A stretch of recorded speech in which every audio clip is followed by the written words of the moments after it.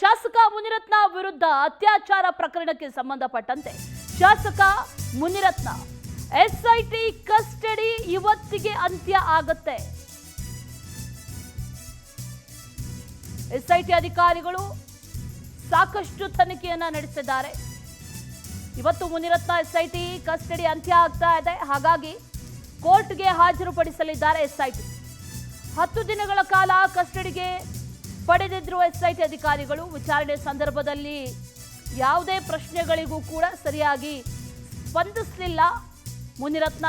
ಅನಾರೋಗ್ಯದ ನೆಪ ಹೇಳ್ತಾ ಇದ್ದಾರೆ ಈ ಏಟ್ಸ್ ಟ್ರ್ಯಾಪ್ ಶಾಸಕ.